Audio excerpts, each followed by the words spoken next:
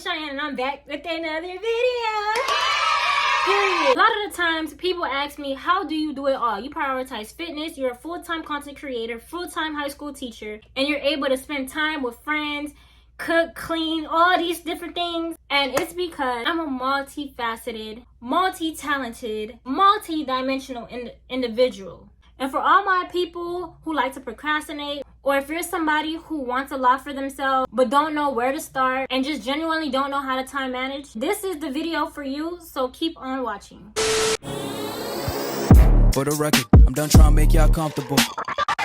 For the record, you ain't trying to grow, then it's done for you. For the record, lab on me going audible. Now, first things first, let me let y'all know this right now. I'm not somebody who has everything all together, okay? There is some times where I'm in my lazy girl era, and there's nothing wrong for that, but here are some tips. The first thing I like to do in order to make sure I go set and I keep myself, on schedule. My first tip is to multitask like a pro. Now, I'm letting you guys know right now, I do not know how to multitask with everything. When it comes to things that I'm thinking about, I can't multitask. Like the girls that knows how to read and do their work and listen to music, I can't do that. But I'm talking about doing two things at the same time that's gonna help you. Obviously, a lot of us have crazy, rigorous schedules. Maybe we have kids, maybe we have a husband, maybe we have school, work. But here's how to do it. If you want to do one thing, try to incorporate another thing with it. So these are these are things that on Saturdays, I'm cleaning and listening to a podcast. So I'm consuming healthy content while, getting things done. Another thing that I like to do is watch TV while doing my hair and makeup. I like to do this because sometimes I get so busy, I don't even be having time to watch TV anymore just to watch it. So I try to be a little bit more, intentional. What I learned is I'm just not that type. I'm not in that era where I just want to go out just to go out anymore. It's almost everything got to be a little bit intentional.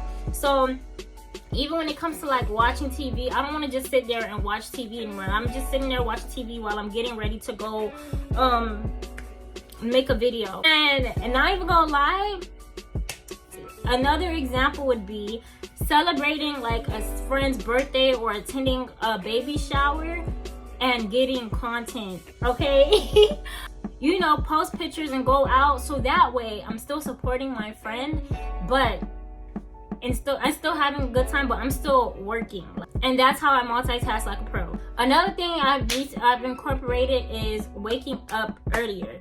Now, I'm not even gonna lie. I've always been an early bird, but ever since when I was working inside the schools, our schedules can be different. I had to be more productive at nighttime because I had work from 7:20, which was the time of school start, to 2:20. But since I've been in the summer, I've been waking up early and it helps me get so much thing done because it's my body is more productive in the morning. I used to be that girly. I'm gonna wake up whenever and then kind of go with the flow, with the day and stuff like that. But once I started waking up early and I seen that I could get 4 things done by 12 o'clock, it was oh yeah, I prayed, I manifested, I made sure I ate breakfast, I did a little bit of work, I edited, I did everything by 12 o'clock. It was all easy. And you do this without your phone, period. You do this without a phone. You just doing it, you put on your motivational music or a motivational podcast, something that's gonna get you hype or whatever, or some gospel music. Don't be the person that wake up and go straight on their phone, because if you go straight on your phone, your mind is already consumed and you're already distracted. It's you can't even think straight. Another tip I like to give is dedicate certain goals for a specific season. Q4 is coming up, August is done, school already started.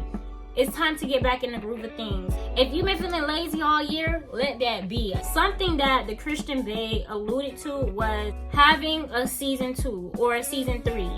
This is the girl that, what type of aesthetic, what do you want to give for a period of life? So when it comes for me, I've been doing this kind of a little bit throughout the whole entire year, and I basically created a little vision board of how do I want to look, what goals do I want to achieve within this certain season. You know, there's 4 seasons, so you have 3 months to accomplish this goal. And I got this from the book called Atomic Habits.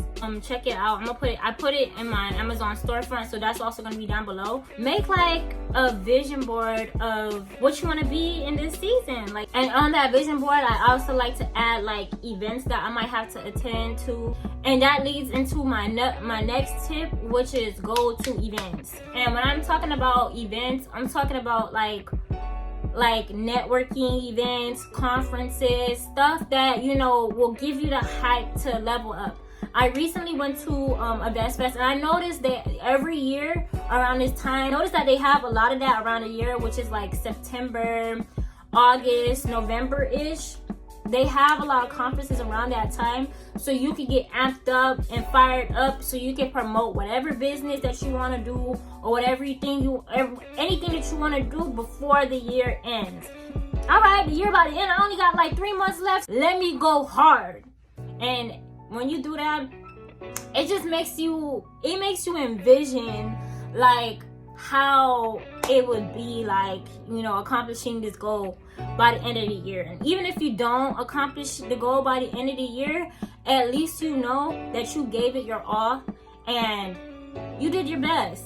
You did better than last year, and it puts you in a mindset of, you know, giving yourself, you know, grace and seeing how far you've come. Another thing I want to incorporate is to find friends in a specific area that you want to flourish in. We should always have friends for different things, so it could give you like accountability. Maybe you might have a gym friend, maybe you might have, you know, a business bestie, maybe you have somebody that, you know, just want to play tennis with. And that having a friend and having that accountability with just different people, having somebody in all areas of life, allows you to experience life in its full fulfillment. Like, it's like, okay, I have fun with this, I have fun with that. So I'm like, you know, as you go to these events too, always make sure you create a friend there, so they can put you on and you can put them on. And, you know, you can also even, you know, tell them about God. And then, you know, now you have a friend that is a believer, and you did your job as a Christian. Like, you brought God to somebody, and it's like, yeah, you told the good news, and congrats to you. Relationships is what help you in the long run. So another thing that, you know, helps me out is to work on your weaknesses and strengthen them. Now, if you're somebody that procrastinates a lot, one of my advice I would like to give you is to do things one at a time. Say, for example, I'm supposed to be watching this video, and while I'm watching the video, I'm tired, I feel like sleepy and all that. But when I go to social media or something more entertaining, it's like I'm up. Time I be writing my to-do list, and I just be finding myself doing a whole bunch of different things that has nothing to do with what I wrote. And just because you're doing a whole bunch of things, that doesn't mean you're productive. You could be doing a whole bunch of nothing. So what I started doing is just doing things one at a time, and take it day by day, because you don't want to be that person that's obsessed with the future and don't worry about the now. Just worry about what you got to do today. Today I got to do this, so let me just complete this, and try to knock out the bigger thing before you go ahead and go to the little thing, whichever one works for you. Because sometimes when I knock out the smaller things first, I'm like, oh yeah, I did it, let's go to the next one. It gives me that momentum, you know. And the last thing is to make sure you rest. So I put every month on my schedule to make sure that I have 2 mental days throughout the week. And when I'm talking about mental days, I'm talking about, okay, I'm not doing nothing. Like, there's always gonna be a day where you don't feel like doing crap.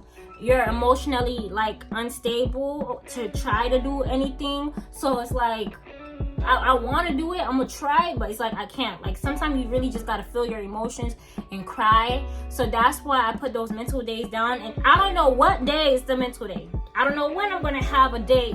I don't plan for my mental day. I just put those 2 days there. So when I have like, when I'm having a day where I'm not feeling it, I'm like, okay, that's my mental day. There is gonna be some times where you're gonna have to push. Like, say if you have to go to work, make sure you push. But after that, make sure you rest, because God wants you, like, you can't be your best self without any rest. God makes sure he rests on the 7th day. He made sure he created rest so that you can, like, be rejuvenated. Like, you can have time to collect yourself and go back there and just be the best version of yourself. And I think that's all I have for you guys. I'm gonna be honest, I don't know what I'm gonna title this video. I kind of feel like I was all over the place, but it's okay. All right, I really hope that this video helps somebody out there.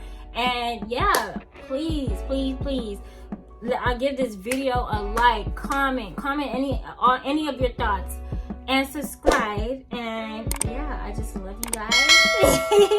And I'll see you guys in my next video. Mwah. Bye.